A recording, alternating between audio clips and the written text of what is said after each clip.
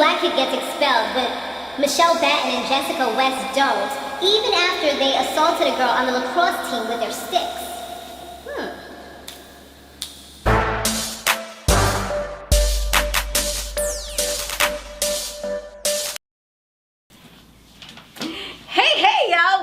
What's going on? We are back for another episode of Power, another recap. Power Season 3 episode 3. Okay, so let me see. You know, I gotta get my shout outs on. We've been on and popping. We started off a little bit slow, but we getting it back in there. We got the groove back, right? It's been a little minute. I've been going for a minute, but I'm back with the jump off. So shout out to Afia the Diva, or Afia the Diva, said, girl, too late. Tommy already cray. Tommy and Holly remind me of Being Bobby Brown episode, Shake My Damn Head. Holly is a cold piece of work that needs to be put to rest. Girl, high five for that one. I totally agree with you.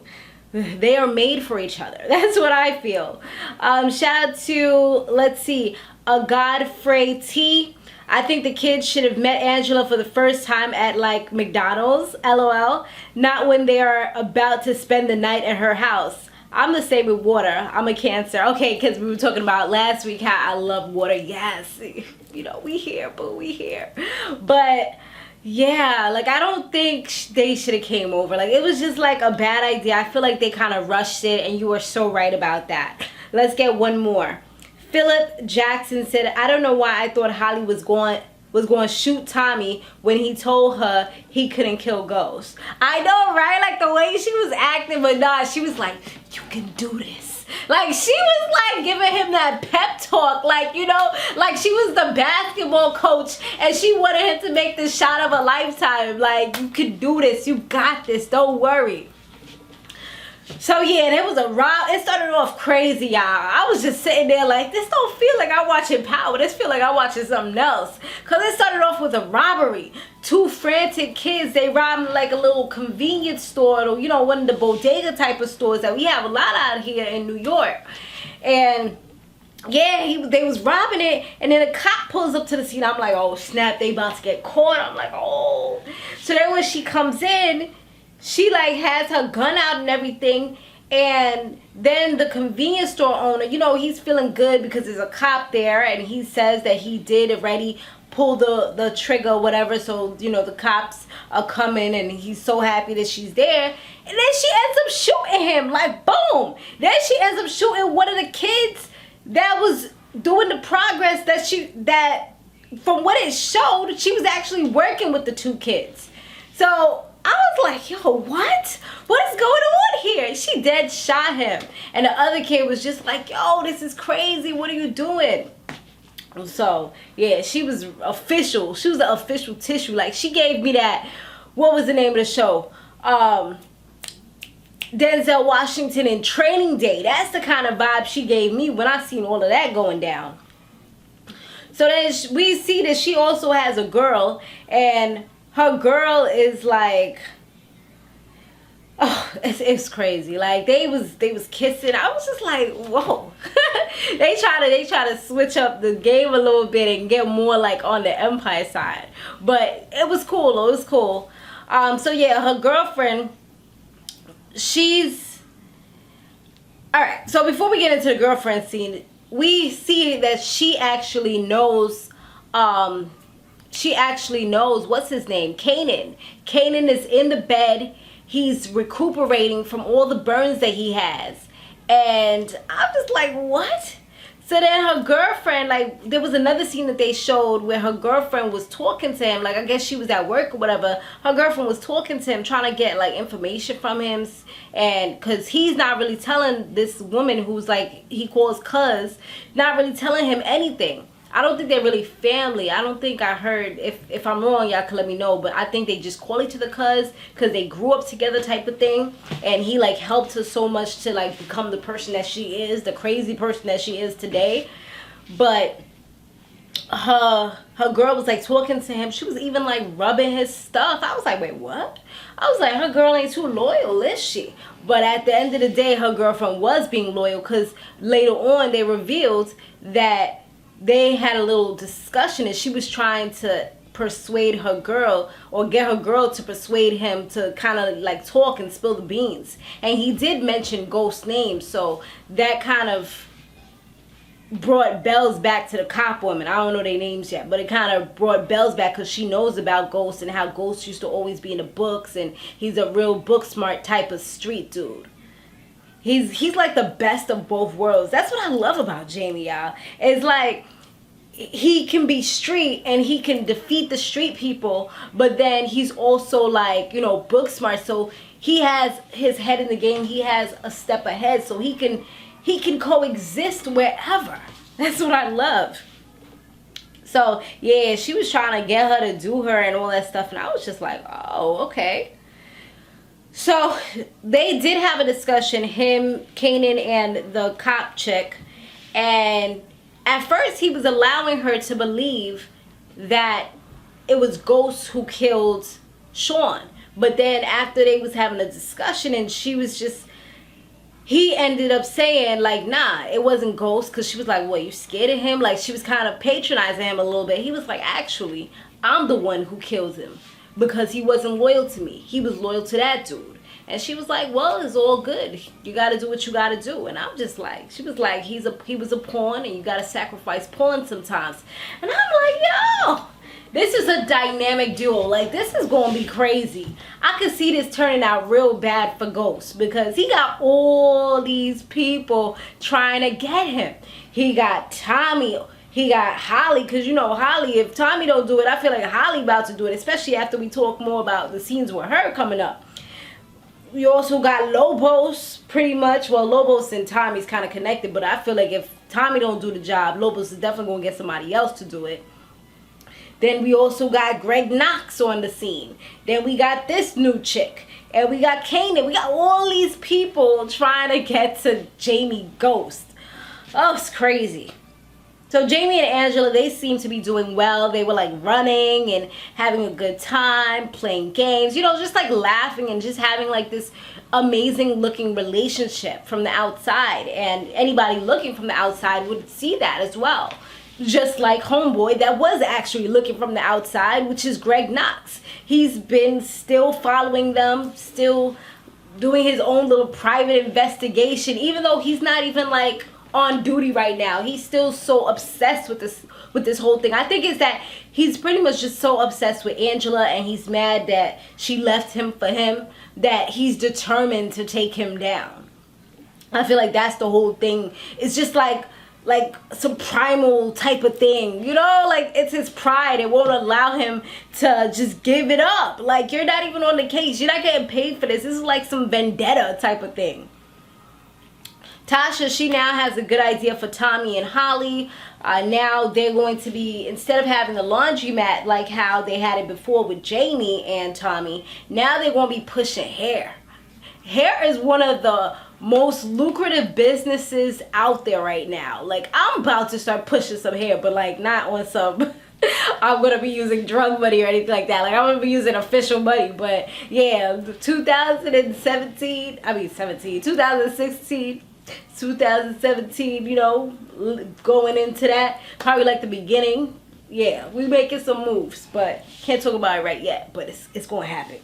Anyways, so yeah, they about to like, she got like this whole thing set up because her friend Keisha has a shop, and she talks to Keisha a little bit about it and tells her like, yo, we gonna have this like a chain thing. And you know, Keisha's excited about this. She's like, yo, if this really happens the way that you said it's gonna happen, then I can probably actually buy you something for once. And you know, Tasha could see like, wow, you know, she never really probably thought about it like that. Like, Keisha's not really on the same level financially as she is. I mean, I didn't even know Keisha had a job in the beginning, you know? Like, we've never seen her do anything until this season. After Holly and Tasha, they go see Keisha, and Keisha's not really feeling Holly because she already knows that Holly had stole those earrings from Tasha back in the day. So as soon as she seen her, she gave her that stink face like, yo, she better not do nothing here because I don't play that. Like, she'll bust her up real quick, bring out the hood in her. You know, Keisha don't play. Keisha's that hood friend that has your back and will not let things go. And anything that you do to her friend, she will get you for it. If her friend don't get you, she'll do it. That's the type of friend she is. She's that ride or die type of friend. She ain't playing with that kleptomaniac, and I know she don't trust her. So on their way back home, Tasha and Holly, they end up getting pulled over by the cops. And Holly, like a dummy, has a bunch of money in her pocketbook.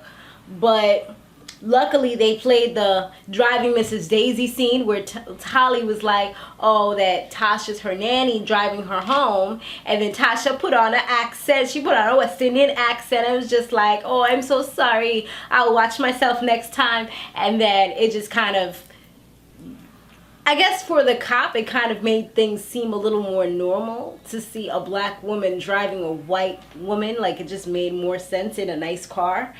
So he didn't ask any more questions. It was just like, oh, okay, just be careful next time. You know, it's fine. Angela and Jamie, they were about to go into the car, but then Angela, she spotted Greg Knox across the street watching her. So she went over there, like she kind of gave Jamie the slip real quick, went over there to talk to him like, yo, why are you still watching me?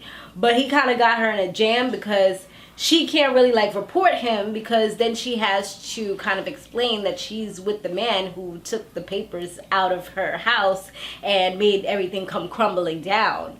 And he can't really report her either because he's not supposed to even be on the case. So it's kind of like he can still do what he wants and she can still do what she wants.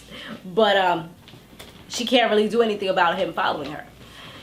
So then he reveals that he asked her, like, do you know that he still hangs out with Tommy Egan? And she's like, oh, I bet you he didn't tell you that, although he tells you everything, right? Well, he was spotted, and he shows him a picture of Ghost at Tommy's house. He's like out to find proof. It's like he just wants her to see the truth through his eyes so that she can change her mind about him. She ain't changing her mind about her boo thing just as yet, okay? So just chill out. Tyreek, remember we were talking about last week how he went up into the closet, took the gun out, was looking at it. Well, he did take the gun. And I'm surprised that Angela didn't realize the gun was missing. So he took the gun to school, and one of the teachers, I think the gym teacher or something, saw him doing something. And of course, most likely because he was black, he's like, what are you doing? You smoking? What are you guys doing over there? I mean, they kind of were doing something bad, him and his friend, looking at the gun. And I mean, it's just one of those stereotypical roles that kind of worked. And it kind of was the reality of the situation. Like, a black kid doing something in a bag in a corner. He's probably doing something bad, and he actually was doing something bad.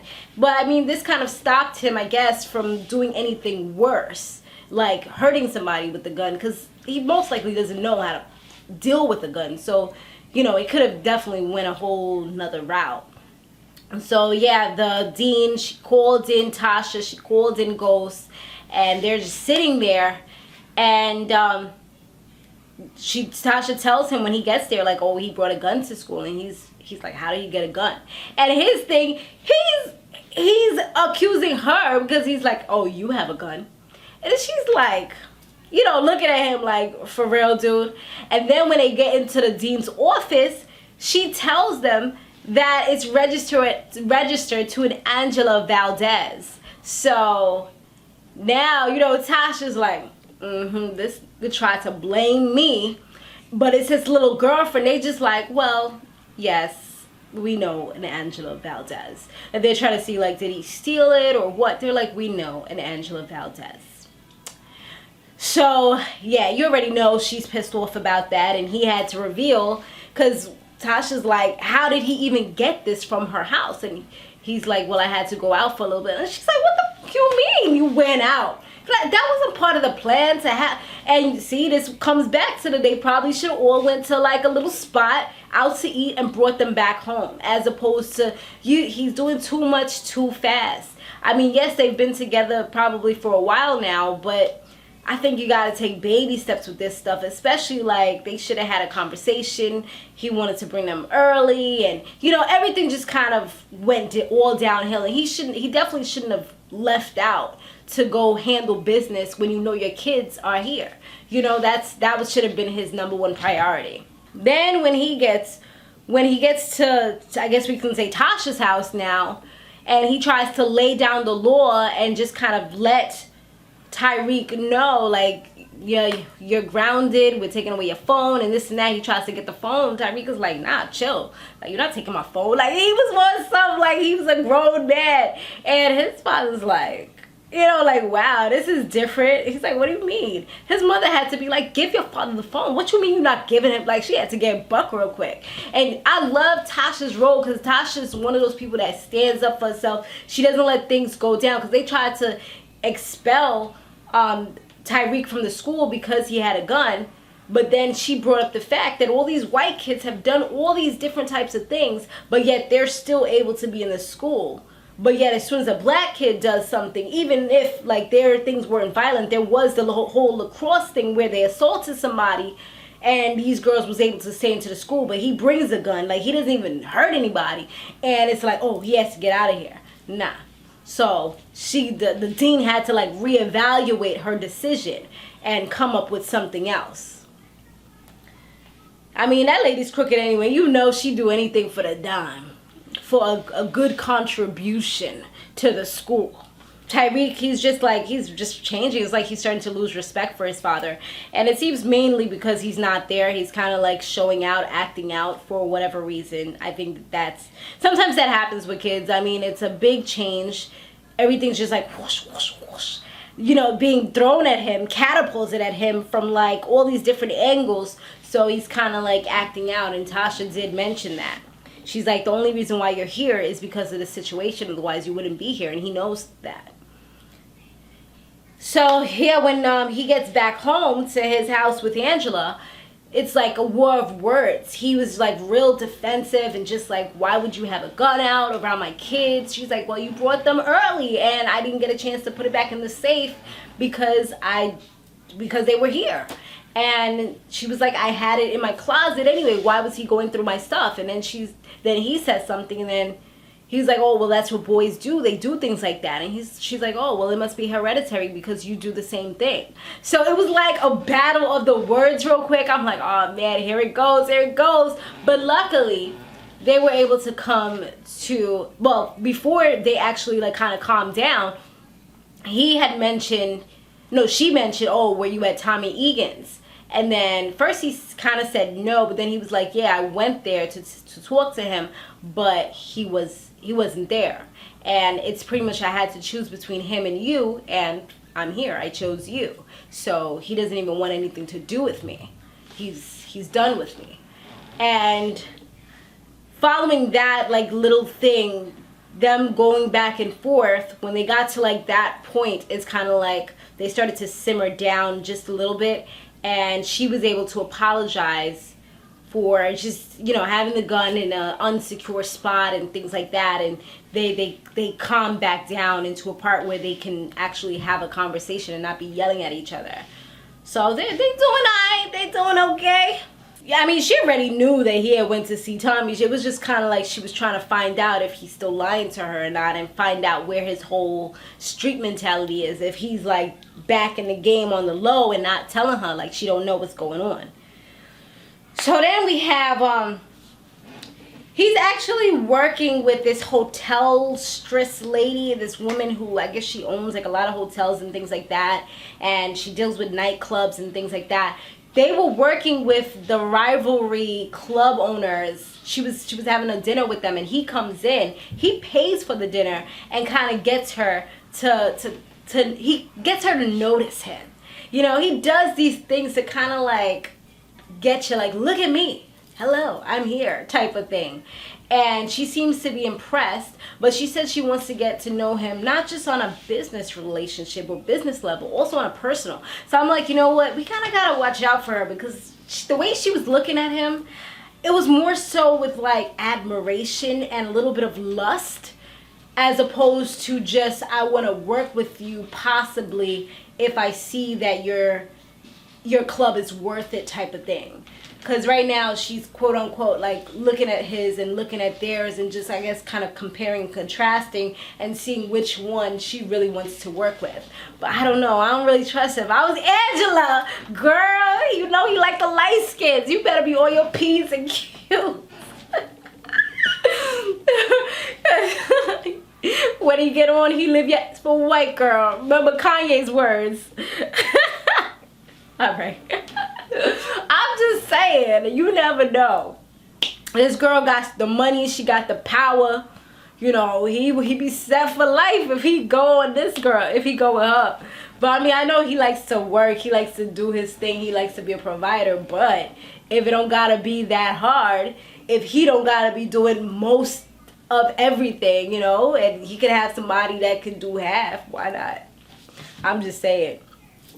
All right, so then following that, Holly, she was like in the bathroom. She was frantic. She was crying. I'm like, ew, what's wrong with her? And then I see it. It's a test, a pregnancy test. So I'm assuming, I mean, I don't think I saw the lines or anything, but from the way she was getting all crazy, she's pregnant. And I'm just like, really? Really, Tommy? That's what she done did, Tommy? Now we stuck with her? Now we stuck with her, Tommy, for real? Come on, bro. Come on. And I don't know why she all frantic and set. Like, you knew you was having unprotected sex. I mean, there was a possibility that it could happen. Unless you thought the pull-out method was the best method. I mean, I don't know. I don't know what they was doing. Maybe she slipped up and missed out on one of her pills or something, or took out her ring and forgot to put it out. I don't know. But yeah, it looked like she's pregnant. And now she's even more scared. She goes out to him and she's trying to get his attention. Like, what are we going to do about this whole ghost situation? And he's just like not really trying to talk about it at that particular moment. He's just like over it. He's like just trying to play his video game. But then he gets a text messages from Tyreek, who he said that he had a problem and he kind of left his house and he's chilling at Basketball City. So he would like him to come over. So, you know, Tommy he still feels like they're part of his family. You know, he's still ready to do anything for them. But it's like he's been pushed up with his back against the wall. So that's why I really feel like he's even considering this whole he has to kill Jamie, because they've been through the storm. Like, they've been through everything together. So he just tells her like, yo, I gotta go. And she's like, what if it's a setup? What if it's Lobos? Like, no, you gotta stay. He's like, nah, like, I gotta go I'm not gonna leave him out there. I'm going.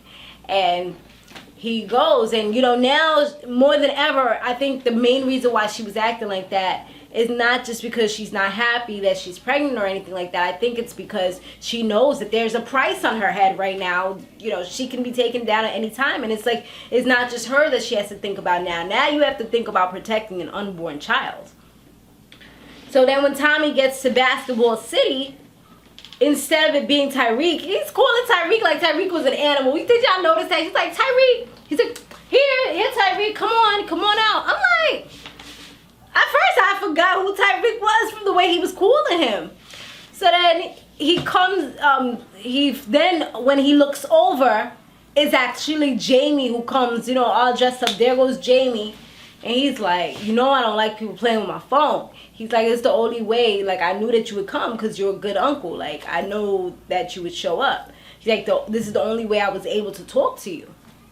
So, you know, he tries to let him know that he knows that Lobos is alive. He knows, and Lobos is playing with him. He's like, yo, what do you think that he's going to do to you once you mess up? He's like, so that's how you feel? Like, you're still the same Jamie. Instead of saying, if I mess up, it's like, once I mess up, like, you're ready for me. It's like he's ready for him to fail. He knows he's going to fail.